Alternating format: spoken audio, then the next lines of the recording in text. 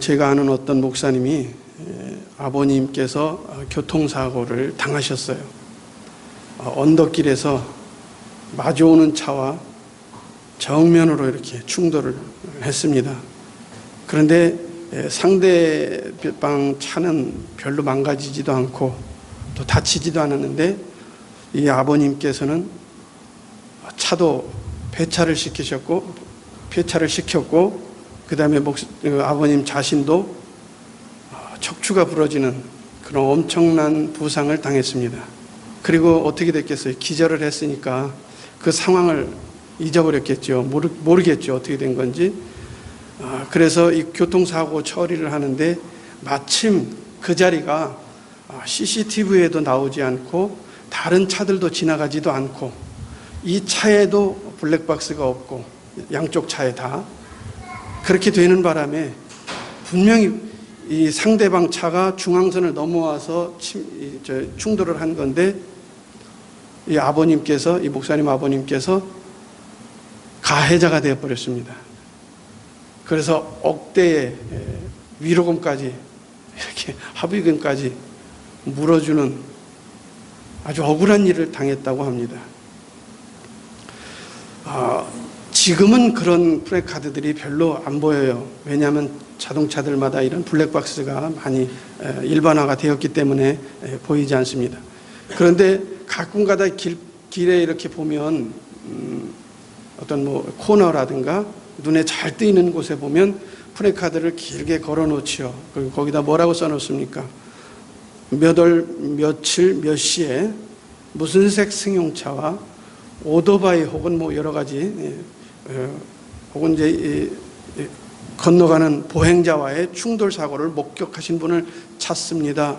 그리고 전화번호 해놓고 사례금 얼마 이렇게 해놓지요. 그런 거 여러분 봤을 거예요. 왜 그렇게 합니까? 가해자를 찾아야 뒤바뀌기 때문입니다. 재판에서 판결을 결정하는 가장 중요한 요인은 무엇입니까? 목격자죠, 목격자. 그렇죠. 정확한 판결을 위해서 반드시 필요한 것이 바로 이 목격자입니다. 자기가 피해자인 게 분명하지만은 증인을 확보하지 못하면 아까 그분처럼 이렇게 가해자로 바뀌는 황당한 일이 생기기도 합니다. 그렇습니다. 그래서 사람들은 정확한 판결을 바라기 때문에 증인들을 찾습니다.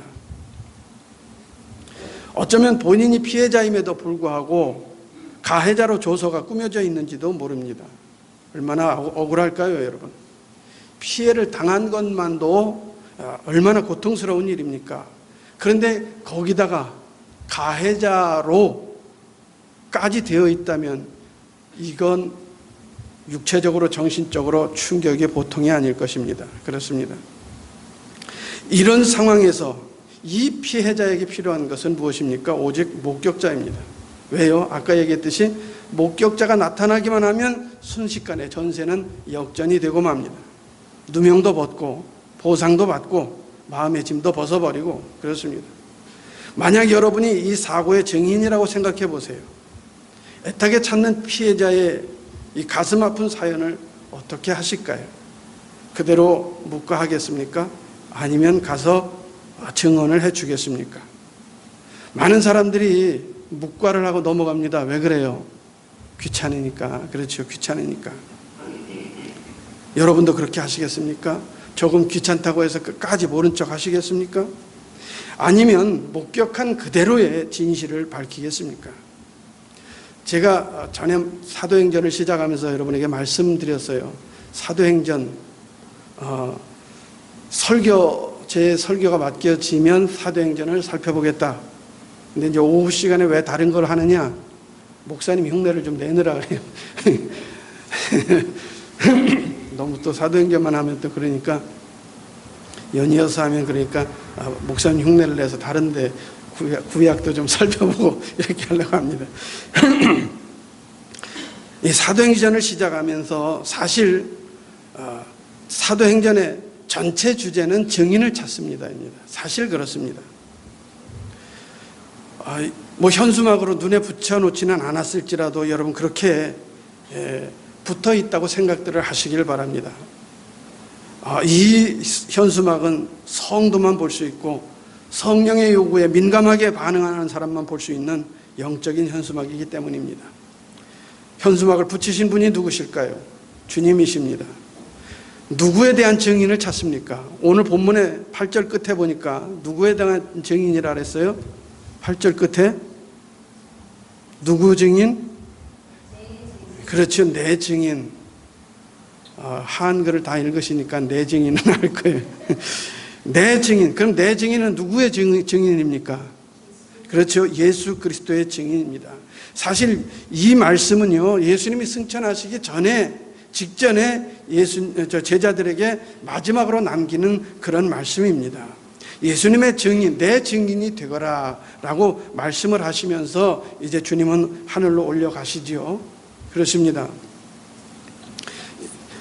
지난번에도 말씀드렸지만 이 사도행전의 시작은 무엇으로 시작합니까? 누가복음을 소개하는 것으로 시작을 하죠. 그렇죠. 누가복음을 소개하는 것으로. 자, 누가복음의 내용이 무엇이라 그랬어요? 가장 먼저는 예수님에 대한 것이라고 말씀을 드렸죠. 그렇죠. 아직 기억이 안 납니까? 사도행전은 누가복음의 내용을 설명하는 것으로 시작합니다. 그 누가복음의 내용, 누구에 대한 것이라고요? 예수님에 대한 것입니다. 누가복음에는요, 예수님이 성령으로 잉태되어서 탄생된 모습부터 시작을 합니다. 그리고 죄인들과 병들고 소외된 자들의 친구가 되시어 그들을 섬기는 모습이 나오고요, 누가복음에. 그렇죠? 그리고 십자가에서 처절하게 못 박혀 피 흘리시고 돌아가시는 모습이 나옵니다. 그리고 마지막으로 빈 무덤이 나옵니다. 빈 무덤이라는 것은 무엇을 의미합니까?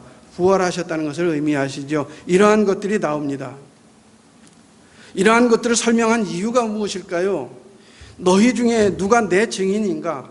십자가에 못 박혀 피 흘릴 때 그 장면을 목격한 증인을 찾는다.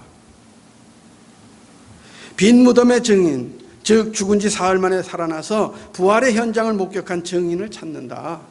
누가 십자가를 증거할 것인가? 누가 나의 부활을 증거할 것인가? 이것을 묻기 위해서 주님은 누가복음을 설명해 놨습니다. 여러분은 십자가의 피 흘림, 주께서 여러분을 위해서 십자가 지시고 죽으셨음을 분명히 믿습니까? 안 하신 분들은 안 믿는다는 얘기죠. 죽으신 그분이 살아나셨음을 믿습니까? 그렇다면 여러분, 그것을 믿는다 말로만 하지 마십시오. 그것을 믿는다고 대답하신 순간 여러분은 바로 예수님의 증인이 된 사람들입니다. 지금 여러분을, 바로 그러한 증인된 여러분을 주님께서 찾고 계십니다. 주님의 부르심 앞에, 증인을 부르시는 주님의 그 부르심 앞에 여러분 어떻게 반응하시겠습니까? 귀찮아서 모른 척 하시겠습니까? 아니면 주여, 증인이 여기 있습니다, 주님 앞에 달려나가겠습니까? 그런데 이상하죠. 분명히 주님은 증인이 없어도 되는 분이에요. 그렇죠? 그런데 왜 증인 찾고 계실까요? 또 여러분은 왜 증인이 되지 못합니까? 분명히 예수 믿는다고, 분명히 십자가를 믿는다고, 분명히 부활을 믿는다고 고백을 했는데도 불구하고 왜 증인이 되지 못합니까? 주님께 관심이 없기 때문입니다. 온통 저와 여러분의 관심은 다른 데 있기 때문입니다. 그 증거는 여러분의 모습은 아닐지 몰라도 오늘 본문에 잘 나타나 있습니다. 제자들, 얼마나 주님을 근거리에서, 지근거리에서 쫓아다닌 사람들입니까? 얼마나 놀라운 것들을 목격했습니까? 심지어 부활하신 주님을 직접 만난 사람들입니다. 그렇죠? 얼마나 놀라운 얘기예요. 여러분이 직접 주님을 만나고 그 주님, 부활하신 그 주님을 만나고 그 주님과 함께 식사를 하고 그 주님과 함께 생활하면서 하늘나라에 관한 얘기를 들었다면 여러분 어때요? 오늘 6절에 나오는 제자들의 이러한 모습이 이러한 말을 여러분이 했었겠습니까? 오늘 6절 봅니다. 뭐라 그래요? 시작.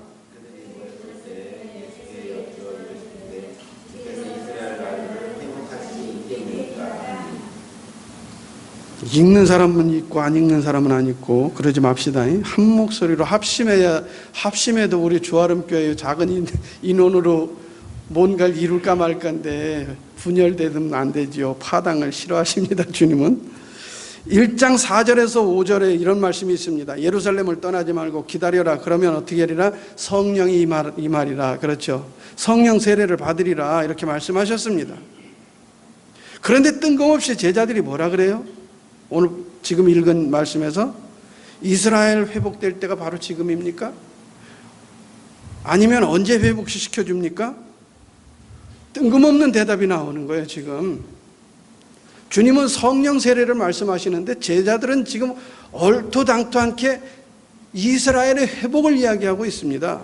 다시 말해서 우리나라가 지금 로마 지배를 받고 있는데 그래서 너무 고통스러운데 주님 언제 해방시키며 언제 우리가 세계를 지배하고 언제 우리가 강대국이 됩니까? 언제 다윗 왕 때 같은 전성기가 오고 언제 그런 일이 일어납니까? 성령 세례를 받으면 우리가 그런 지위를 회복합니까? 주님 앞에 이런 것을 묻고 있습니다. 아까 말씀드렸지만은 이 제자들은 예수님과 함께 생활을 했다니까요. 여러분 같이 그저 성경에 기록된 그 예수님을 믿은 게 아니고 이 사람들은 예수님과 직접 다녔어요. 여러분 오병이어의 기적이 얼마나 대단한 얘기예요. 여러분 동화 같아요? 아니잖아요. 실제로 일어난 일이잖아요. 세상에 오병이어 떡 5개 물고기 2마리가 5,000명이 먹고 12광주리가 남았다니까. 이 말이 되는 얘기예요. 엄청난 기적 아닙니까? 풍랑치는 그 물결 위를 걸어오시는 주님을 맞이하여서 함께 배 타고 건너간 사람들입니다. 이 사람들이 나사로가 죽었다 살아날 때 그 현장에 있던 사람들이에요. 이 제자들이 지금 이 사람들이 그런 사람들입니다. 그런 사람들, 더군다나 이 주님의 십자가 지시고 돌아가시는 걸 정말 여러분 아프게 체험한 사람들 아니에요? 같이 거기서 그 자리에서 그런 사람들입니다. 그리고 뻔히 부활을 체험했고요. 아니 지금 부활하신 그 예수님과 함께 있다니까. 정말 생각할수록 참 그래요. 상황이. 그런데 이들의 관심은 그런 건 안중에도 없어요. 오직 뭐에 있어요? 세상 권세 누리는 거에만 있습니다. 온 세계를 지배하는 강대국이 되는 날이 이때입니까? 지금입니까? 주님은 성령 세례를 말씀하시는데 성령이 오셔서 성령 세례를 받으면 구원이 이른다는 얘기 아닙니까? 오늘 구원이 임한다는 그런 말씀을 하시는데 성령이 오셔서 구원이 완성된다는 이 말씀을 하고 계시는데 이 사람들은 지금 엉뚱하게 세계 지배를 생각하고 있습니다. 권력을 생각하고 있고요. 권세를 생각하고 있습니다. 이들의 관심은 오직 세상입니다. 예수님에 대한 관심, 영적인 관심 조금도 없습니다. 그 엄청난 사회적 반향을 일으키고 다니신 예수님을 3년이나 가장 가까운 곳에서 모셨던 사람들이 그랬습니다. 십자가도 생생히 알고 부활도 생생히 알고 지금 앞에 부활하신 주님이 서 계시는데도 그들의 관심은 오직 세상적인 것뿐입니다. 얼마나 잘못된 일입니까? 그래서 칼빈이 이렇게 주석을 해요. 그들의 질문은 단어 하나하나마다 잘못된 것이다. 여러분은 예수님의 증인이신 줄 믿습니다. 구원받은 자들인 줄 믿습니다. 그런 여러분의 관심은 어디 있습니까? 지금 제 설명을 들으면서 야, 저 제자들 어째 저럴 수가 있어 하지만 그 손가락을 자기를 향하여 한번 돌이켜보자는 거예요. 여러분의 관심은 어디 있습니까? 혹시 여러분도 6절 같은 그런 관심, 거기에 관심 두고 있지는 않습니까? 2016년 여러분의 가장 큰 관심이 무엇입니까? 여러분의 가장 큰 기도의 제목이 무엇입니까? 그것이 여러분의 관심이죠. 기도의 제목이. 여러분의 가장 큰 기도의 제목은 무엇입니까? 이제 얼마 전 방송에서 벌써 수능 얘기가 나오더라고요. 며칠 앞뒀다 이런 얘기가 나오더라고요. 고3 학생들을 둔 사람들은, 부모들은 어쩔 수 없이 뭐 그게 관심이겠죠. 최고의 관심이겠죠. 그것이 기도의 제목이겠죠. 여러분의 기도의 제목은 무엇입니까? 가장 큰 기도의 제목. 물질 축복입니까? 사업 확장입니까? 건강입니까? 가정의 행복입니까? 대학 합격입니까? 승전입니까? 승진입니까? 무엇입니까? 여러분의 기도 제목 속에 과연 돌이켜보세요. 예수님이 끼어들어갈 만한 틈이 조금이라도 있습니까? 예수님께서 성령 세례에 대해 말씀하셨으면 이들이 합당한 질문이 무엇이었겠습니까? 이들의 합당한 질문이 무엇이 되어야 됩니까? 모르니까, 그렇지요. 성령 세례가 뭔지 모르니까. 처음 들어본 단어 아니에요. 이들은 처음 들어본 단어입니다. 성령에 대해서도 사실은 이들이 친숙하지 않습니다. 이들의 친숙한 단어는 여호와입니다. 그렇죠? 성령에 대한 것, 성자에 대한 것, 이들은 친숙하지 않습니다. 그러면 뭘 물어봐야 됩니까? 성령 세례를 말씀하셨으면 성령에 대해서 물어본다든가, 그렇죠? 아니면 성령 세례가 무엇입니까에 대해서 물어본다든가, 이렇게 해야 되는데 여기서 뭘 얘기하고 있어요? 이스라엘의 회복에, 뜬금없이 이스라엘의 회복이 나오고 있습니다. 아무 관계가 없는 것을 질문이라고 하고 있어요. 이거 다른 말로 하면 뭐예요? 주님을 무시하고 있다는 거예요. 지금 주님을 무시하고 있다는 거예요. 여러분이 구원받은 자로서, 구원을 체험한 자로서 주님께 관심이 없다면, 주님을 무시하고 있지 않는가, 주님께 관심이 없다면 여러분도 주님을 무시하는 사람들이 됩니다.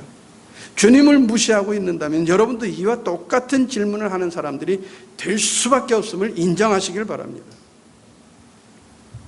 그러니까 주님이 지금 그 다음에 뭐라 그래요? 7절에 봅니다. 시작.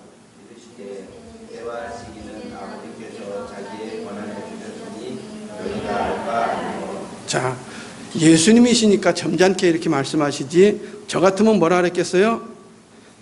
관심 꺼. 아버지께서 알아서 하시니까 관심 꺼라. 너희가 관심 가질 일은 그것이 아니다. 왜 동문서답하느냐? 책망하시는 말씀이 7절의 말씀이 그렇지요. 관심 두지 말라는 그런 건. 좀 더 쉽게 해석하라면 이렇죠. 이스라엘 회복이 그렇게 중요하냐? 회복되면 어떻고 안 되면 어떠냐? 축복받는 게 그렇게 중요하냐? 사업 잘 되면 어떻고 안 되면 어떠냐? 그게 그렇게 중요하냐? 건강 그렇게 중요하냐? 하나님 주시면 받고 안 주시면 안 받는 거고 하나님 알아서 하신다. 그러니까 관심 꺼라. 너희 관심 둘 것은 그게 아니다. 무엇이냐? 증인이 되라. 증인이. 사랑하는 여러분, 사도행전에 대한 주님의 요구와 여러분의 관심이 과연 일치합니까? 사도행전을 살펴보면서 주님 언제 교회 부흥 주시고, 언제 축복 주시고, 언제 능력 주시고, 혹시 여러분도 이런 생각만 품고 이 설교를 듣고 있지는 않습니까? 여러분, 사도행전은요, 하나님께서 우리 교회 하나 이렇게 살리는 목적으로 주신 말씀이 아니에요. 세종시가 살아나고, 이런 데서는 이제 제가 부흥에서 나가서 설교를 하면 이런 데서 이제 아멘 소리가 나오는 거예요. 세종시가 살아나고 한국교회 전체가 살아나는 것, 이것이 사도행전을 저와 여러분에게 허락하신 주님의 목표라는 사실을 믿으시길 바랍니다. 능력이 나타나고 교회 부흥되는 것, 이건 여러분 기도 안 해도 하나님의 교회에는 당연히 나타나는 현상입니다. 더군다나 신도시에 교회를 우리같이 이렇게 해놓으면 모르겠지만 지어놓기만 하면요, 미어 터집니다. 우리 목사님이 가끔 말씀하시죠. 아무리 설교를 못해도 지어만 놓으면 좌우지간 미어 터집니다. 요쪽에 어떤 교회는 막 3부 예배도 모자란데 지금. 왜? 교회를 지어놨기 때문에. 우리 교회는 이제 이 진리를 추구하는 사람들만 모여들기 때문에 그렇게 갑작스러운 부흥은 일어나지 않을 거예요. 하지만 정예 군사들이 모인 부대가 오합지졸 몇 병만 모여있는 부대보다 낫다는 사실을 명심하시길 바랍니다. 기드온과 300용사가 13만 5천의 대군을 무찔렀습니다. 여러분, 웃긴 얘기 아니에요. 옆에 있는 돌멩이 하나씩만 더 들어서 던졌어도 300명 아마 깔고도 남았을 거예요. 돌 무더기가 쌓였을 겁니다. 300명 위로. 그런데 그 13만 5천 명이 300명 앞에서 쫓겨 달아나는 모습 여러분 상상해 보세요. 얼마나 웃긴 얘기야. 정예 군사들 앞에서는 숫자가 상관없습니다. 여러분들은 진리를 추구하는 정예 병사들입니다. 용기를 내세요, 여러분. 우리 교회 왜 이렇게 부흥이 안 되지? 걱정하지 마세요. 여러분 심령이 부흥하면 됩니다. 심령이 새로워진다는 얘기예요. 전에도 여러분 설명드렸지만 부흥이라는 단어는 이 차야라는 말인데 새롭게 되다라는 뜻도 있습니다. 변화받다, 새롭게 되다. 여러분 새로워지면 나머지는 하나님 다 알아서 하시는 거예요. 거기 걱정하지 마세요, 여러분. 내 교회 왜 이렇게 안 살아날까? 이게 문제가 아니에요. 여러분은 세종시를 품어야 되고요, 한국교회를 품어야 되고요, 세계를 품어야 돼요. 작은 겨자씨 하나 그 속에 생명이 담겨 있으니까 나무가 되지 않습니까? 여러분 작은 교회라고 주눅들지 마세요. 다만 여러분이 가지고 있을 것은 생명입니다. 생명은 무엇입니까? 예수 그리스도입니다. 예수 그리스도가 여러분 가슴 안에 확고하게 자리 잡고 있으면 여러분은 세계를 품는 나무가 될 줄 믿습니다. 할렐루야. 이럴 때는 좀 칭찬도 해주고 그래야 돼. 이런 멋있는 소리라면.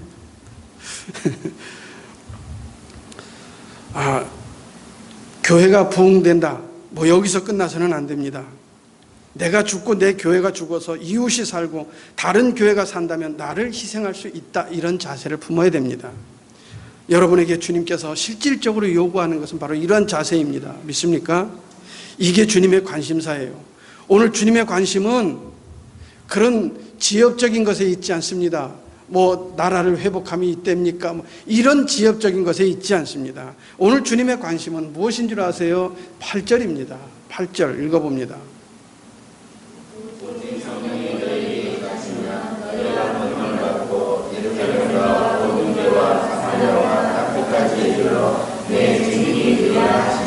자, 어때요?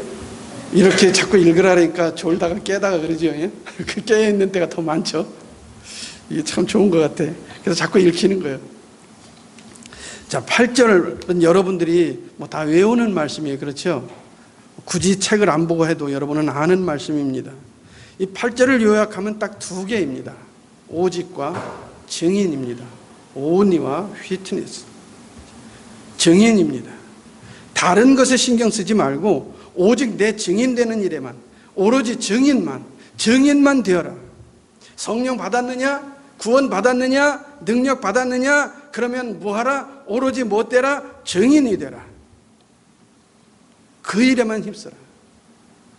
교회 부흥 신경 안 써도 되고, 축복 신경 안 써도 되고, 건강 신경 안 써도 되고, 어떻게 살 것인가 걱정 안 해도 된다는 얘기예요. 단지 나 예수의 증인이 되면 된다는 말씀입니다. 그러면 하나님이 다 책임져 주신다. 오늘 주님은 8절을 통해서 여러분에게 그렇게 말씀하신 거예요. 쉽게 설명하면 누가복음 6장 33절에 이런 말씀이 있죠. 너희는 먼저 그의 나라와 그의 의를 구하라. 그리하면 이 모든 것을 너희에게 더하시리라. 믿습니까? 이 말씀을 믿습니까? 여러분이 주님의 증인만 되신다면 주님은 여러분의 필요를 채워주신다고 말씀하고 계십니다. 그러니까 여러분이 뭐가 되어야 되는 거예요? 주님의 증인이 되어야 됩니다. 주님의 증인이 되시길 축원합니다. 그러면 이 모든 것은 주님이 주실 줄 믿습니다. 증인 역할 충실히 하면 여러분 걱정하지 마세요. 교회 부흥됩니다. 축복 염려하지 마세요. 생활 책임져 주십니다. 여러분의 필요 채워주십니다. 언제요? 증인이 될 때에. 그러므로 여러분이 힘쓸 일은 나가서 열심히 내가 일해서 뭐 하겠다. 물론 일을 해야죠. 하지 말라는 얘기는 아니에요. 그것이 삶의 목적이 돼서는 안 된다는 거예요. 여러분이 힘쓸 일은 증인입니다. 오직 증인입니다. 증인이 되면 그 안에 해답이 있습니다. 여러분, 증인이란 말, 다른 말로 바꾸면 뭔지 아세요? 쉬운 말로 전도자, 전도하는 사람 되라는 얘기예요. 예수님도 이 땅에 계실 때에 최선을 다해서 하신 일이 있습니다. 뭐예요? 전도하셨습니다. 그렇죠?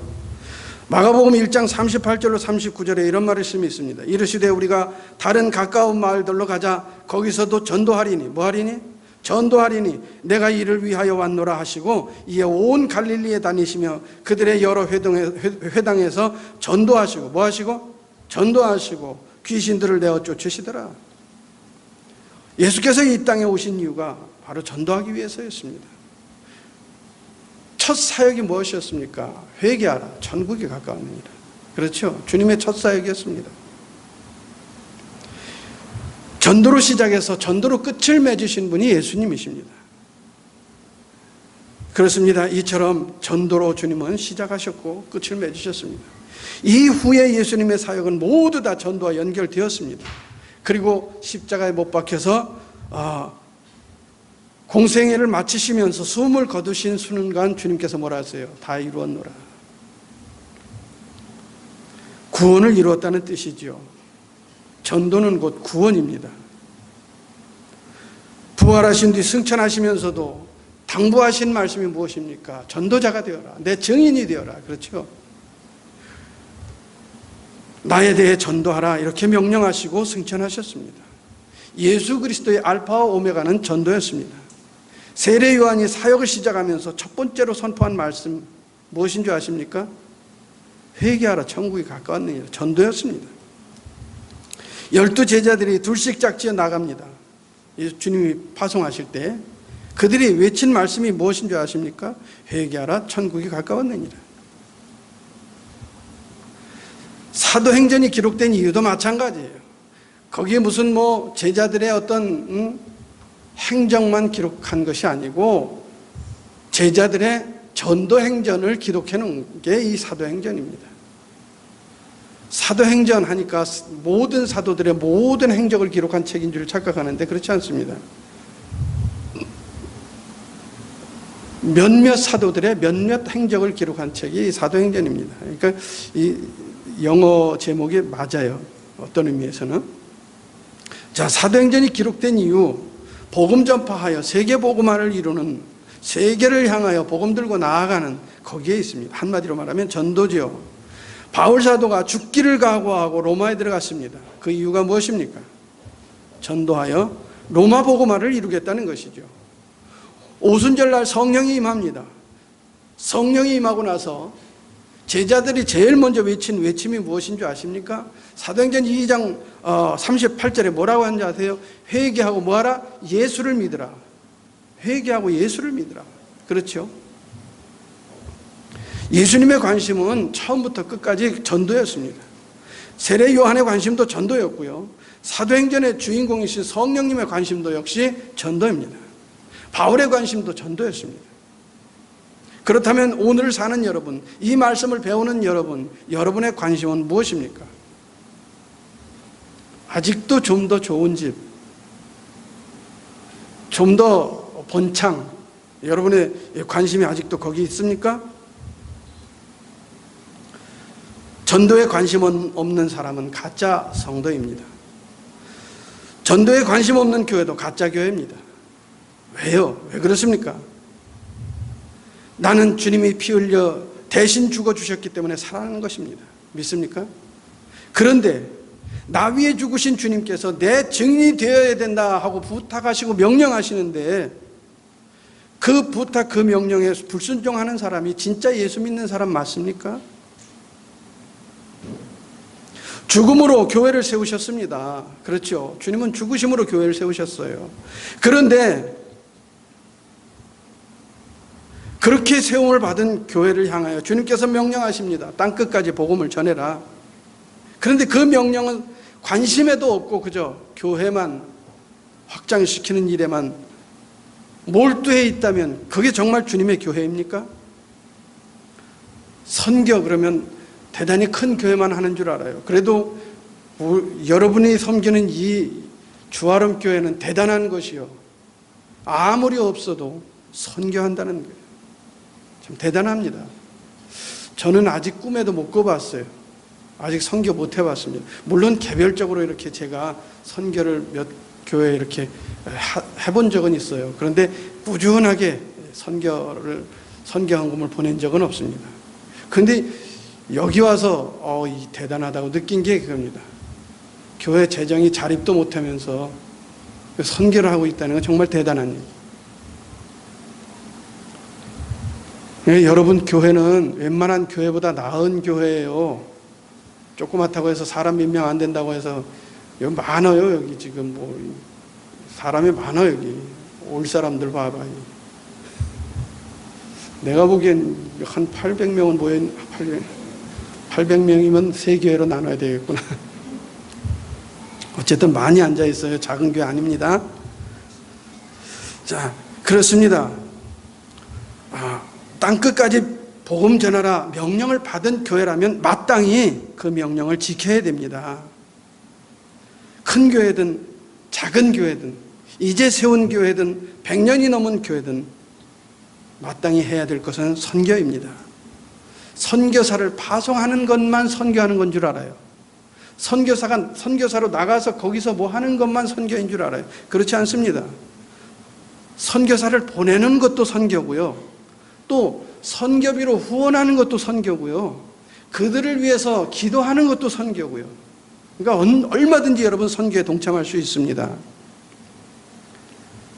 우리 주아름교회 이제껏 선교 열심히 하셨습니다만 오늘을 계기로 해서 더 깊은 관심을 두시길 바랍니다. 실은 말고 증인이라는 말은 마르투스라는 헬라어에서 나온 말입니다. 이 마르투스라는 말에는 또 한 가지 의미가 있는데 순교자라는 뜻으로 사용이 됩니다. 내 증인이 되어라 라는 말은 다른 말로 하면 뭐예요? 그러면 나의 순교자가 되어라. 다시 말해서 더 직설적으로 얘기하면 전도하다가 뭐하라? 죽어라. 여러분, 전도하다 죽으십시오. 그러면 안 되나? 아직은 우리 교인 하나 줄어들으니까 전도하라 죽어라. 전도하다 죽어라. 다시 말해서 순교 당할지라도 전도해라. 죽을 각오를 하고 전도하라는 얘기죠. 이 마르투스라는 말 한마디에 얼마나 강력한 주님의 명령이 들어있는지 자세히 나타나고 있습니다. 전도하다가 죽으라고 요구합니다. 전도의 생명을 걸라고 말합니다. 주아름교회가 선교하다가 선교 때문에 없어져도 괜찮다, 이런 심정으로 이 교회를 운영해 나가라는 거예요. 교회 문 닫는 일이 있을지라도 선교하라 명령하십니다. 이 명령 앞에 여러분은 어떻게 하시겠습니까? 그래도 나는 전도가 아직은 좀 그렇습니다 하시겠습니까? 그래도 나는 세상에만 관심이 있습니다, 아직은 세상이 더 좋습니다 라고 대답하시겠습니까? 물론 오늘 본문 8절 요구가 여러분에게 부담이 될 수도 있다는 것 잘 압니다. 세상에 관심 두느라 전도 못하는 사람이 있지만 어떤 분들은 전도를 해야 된다는 것을 잘 알고 또 하고 싶은데 두렵다고 해서, 떨린다고 해서, 여러 가지 이유가 있다고 해서 못하는 그런 사람 많습니다. 그럼 어떻게 해야 될까요? 8절의 해답이 또 있습니다. 성령이 임하시면 무엇이 같이 임한다고요? 권능이 임한다. 권능을 받는다.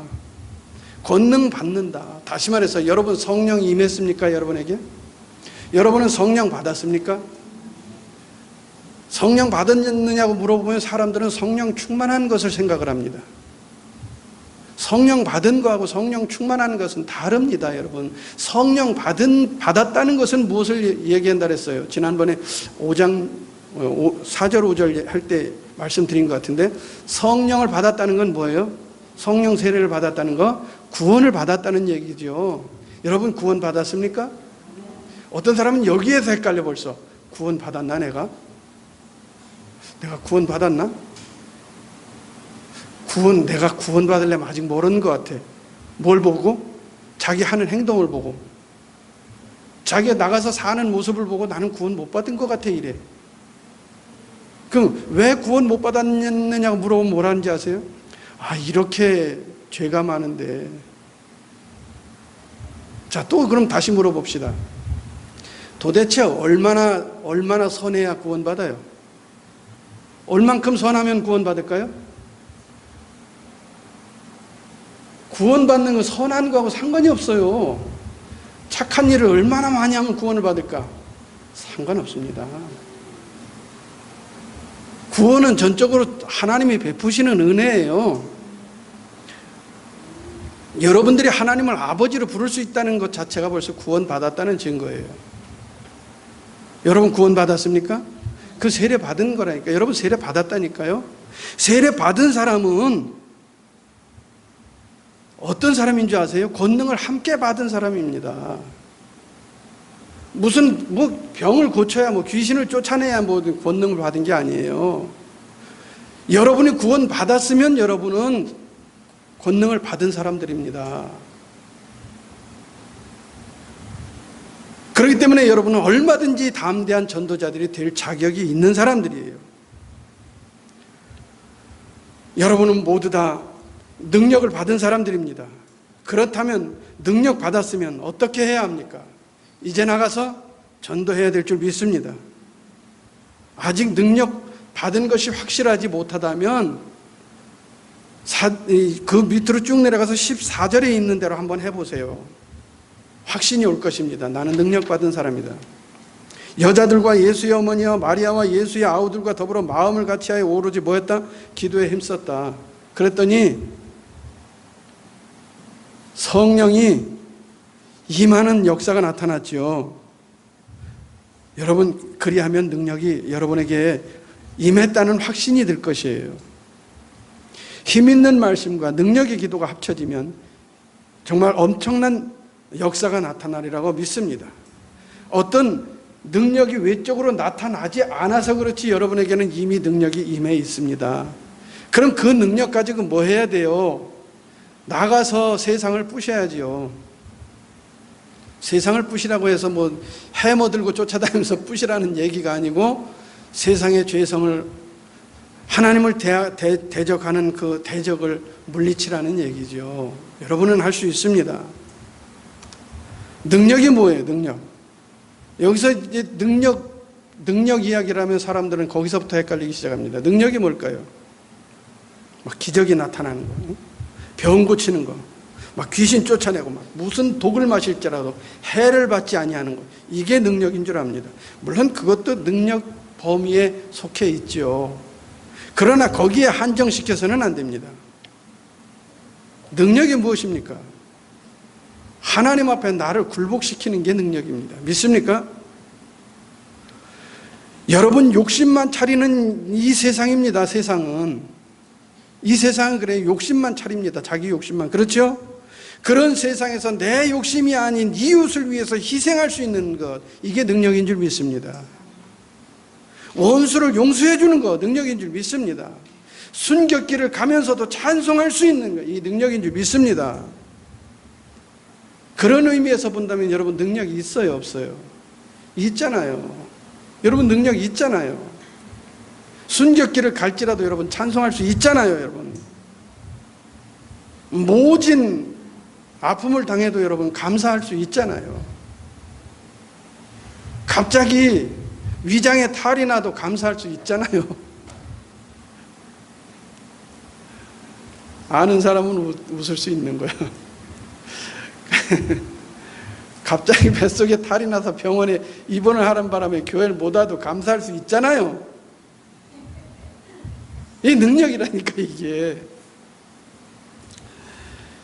이제 여러분 정신 차리고 기도하시길 바랍니다. 모이기를 힘쓰시길 바랍니다. 마음을 같이 해서 전혀 힘쓰기를 바랍니다. 기도에. 그래야면 여러분의 교회는 능력의 교회가 되고 전도에 전심전력하는 교회가 될 수 있음을 믿습니다. 이제 시간이 이렇게 갔네.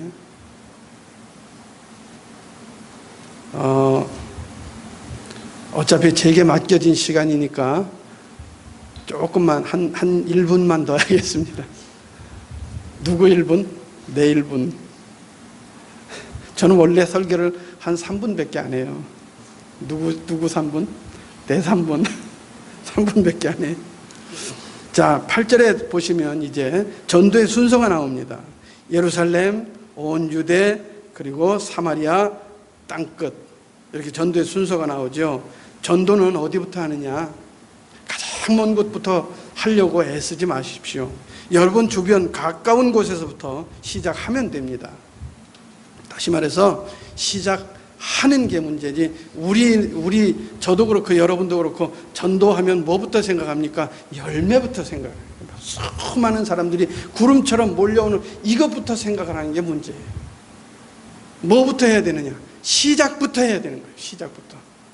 씨도 준비되지도 않았는데 열매부터 거두려고 하는 게 우리 참 버릇인 것 같아요. 우리 뭐랄까, 본성인 것 같아요. 본성. 이건 무슨 순서를 정할 필요도 없어요. 당연히 그렇게 되어지는 것입니다. 가까운 것부터, 시작부터. 여기서 우리가 알아야 할 것은 뭐 내 가까운 것 100% 다 복음화 시킨 다음에 더 넓은 지역으로 넘어가는 거 아니라는 거예요. 선교학을 공부하다 보면 이런 말이 있어요. 선교학에 어느 민족에게 20% 정도의 기독교인이 생기면 그 다음부터는 복음 전할 사람들이 생긴 것이기 때문에 선교지를 옮겨야 한다, 이런 말이 있습니다. 우리나라는 이미 뭐 20%가 넘었어요. 그렇죠? 복음을 접해본 사람들이. 그렇기 때문에 사실은 활발하게 가까운 곳도 해야 되지만은 더 넓은 곳의 선교에 힘써야 될 단계가 오기는 왔습니다. 그렇더라도 여러분 주변부터 시작을 하십시오. 여러분에게 세상의 능력은 없지만은 성령이 주시는 능력은 있습니다. 믿습니까? 그런데 이 능력은 특징이 있어요. 사용하면 할수록 커진다는 특징이 있습니다. 이 능력은요. 그러니까 반대로 얘기하면 뭐예요? 사용 안 하면 그대로인. 그러나 사용하면 커집니다. 이제 그 능력 마음껏 사용하시길 바랍니다. 그래서 한 영혼을 열심히 살려내는 여러분 되시길 바랍니다. 핑계대지 맙시다. 시간 없다고 하지 맙시다. 시간이 없는 게 아니고 마음이 없는 거예요. 마음만 있으면 주님이 시간을 얼마든지 허락해 주심을 믿으시길 바랍니다. 하고 싶지만 두렵고 떨려서 못한다고 하지 마세요. 아까도 말씀드렸지만 여러분이 예수 믿는 순간 여러분에게는 능력이 주어졌습니다. 나는 이제 간 믿었고요, 아직 내 믿음은 형편없어요, 핑계대지 마세요. 증인되는 것은 이제 믿었고 오래 믿었고가 중요하지 않습니다. 모든 성도에게 주신 명령입니다. 아무리 처음 믿은 사람이라도 순종해야 할 의무는 그렇기 때문에 있습니다. 자, 이제 9절부터 11절은 예수님의 승천에 대한 기록입니다. 많은 사람들이 보는 가운데서 하늘로 올라가셨다. 그리고 올라가신 그대로 다시 오신다라고 말씀하십니다. 시간이 많이 가서 읽는 거는 조금 이렇게 생략할게요. 주님께서 승천하셨다는 것은 무엇을 의미합니까? 하실 일을 완성하셨다는 말입니다. 예수님은 이 땅에서 할 일 다 하셨습니다. 그리고 성령께서 오셔서 뒤를 이어 이제 계속 일하고 계십니다. 하지만 어느 때인지 알 수는 없지만은 분명한 것은 주님 다시 오십니다. 믿습니까? 다시 오시는 주님은 더 이상 사랑의 주님이 아니십니다. 심판자이십니다. 공의의 하나님으로 오십니다. 예수님이 오셔서 어떤 것을 심판하실까요? 바로 승천하시면서 주셨던 명령, 증인되라는 명령 얼마나 실천하셨는가를 물어보실 것입니다. 그 주님이 언제 오실지 아무도 모릅니다. 여러분이 오늘 오후 예배 끝나고 집에 돌아가셔서 현관에 신발 벗어놓고 들어가시지만 나와서 그 신발 신고 출근하리란 보장 없어요. 그 전에 주님이 오시면, 여러분이 문지방 넘자마자 주님이 오시면 그 신발 버리고 가야 됩니다. 혹은 백화점 가서 좋은 옷 사입고 난 내일부터 이 옷 입고 자랑해야지 하지만 그 옷 여러분이 입는다는 보장 없습니다. 걸어놓는 순간 주님 오시면 놔두고 가야 되는 것. 언제 오실지 모릅니다. 이 말은 지금 오실 수도 있고 이따 밤에 오실 수도 있고 내일 오실 수도 있다는 말입니다. 만약 지금 주님 오신다면 증인으로서 활동한 것을 여러분 주님 앞에 내어놓을 수 있습니까? 어떤 사람은 평생 3, 40년이나 혹은 5, 60년이나 신앙생활을 하면서 단 한 사람한테도 증인 역할 못한 채 생을 마감하는 사람이 있습니다. 하다못해 전도지라도 돌리세요. 하다못해 거리 다니면서 예수 천당이라도 외쳐보세요. 한평생 단 한 사람에게도 전도 못하고 죽는 사람 꽤 있더라고요. 어떤 사람은 수천 수만 사람에게 증인되어 예수 전파하고 그렇게 다니는 사람이 있습니다. 어떤 교회는 예루살렘만 증인되는 곳으로 만족합니다. 그러나 반면에 땅끝까지 증인 역할을 하는 교회도 많이 있습니다. 여러분은 어떻게 하시겠습니까? 평생 나 하나 구원받은 것으로 만족하시겠습니까? 주하름 교회는 어떻습니까? 평생 그저 우리 교회 이거로 만족하는 교회가 될 것입니까? 수천 수만의 심령을 가슴에 품으시길 바랍니다. 땅끝을 가슴에 품으시길 바랍니다. 큰 교회든 작은 교회든 도시교회든 시골교회든 어떤 교회든지 땅끝을 가슴에 품을 수 있도록 해야 될 줄 믿습니다. 그리고 그렇게 가슴에 품을 때에 실제로 그런 교회가 되어진다는 사실도 믿으시길 바랍니다. 이제 여러분이 한번 해보십시다. 오늘 이 시간 주님께서 여러분에게 8절을 명령하고 계십니다. 주님이 명령하셨다는 것은 가능하기 때문에 명령하셨을까요? 불가능해도 까라면 까일까요, 여러분? 가능하기 때문에, 그렇죠? 여러분이 순종하기만 하면 가능하기 때문에 명령하십니다. 그러니까 여러분, 그 가능성을 믿고 한번 해봅시다. 하나님 앞에서 우리 주하름 교회가 땅끝까지 멋있는 증인 역할을 해봅시다. 할렐루야. 오늘 이 시간이 바로 다짐의 시간 되시길 바랍니다. 결단하는 시간이 되시길 바랍니다. 여러분이 결단하면 주님은 결단하는 그 순간부터 크게 사용하십니다. 여러분의 환경이 좋든 나쁘든 관계없습니다. 주님의 뜻에 순종하기를 원하는 성도와 교회는 반드시 들어 사용하시면 믿으시길 바랍니다. 사도행전을 통해서 주하름 교회를 주께서 놀랍게 축복하시고 부흥 주심을 믿으시고 21세기의 안디옥 교회가 되고 21세기의 바울이 되시기를 축복합니다. 교통사고를 당한 피해자가 목격자를 애타게 찾는 것처럼 여러분의 불신 가족이 혹은 여러분의 주변의 불신자들이 증인을 찾고 있습니다. 예수님을 목격한 목격자들을 찾고 있습니다.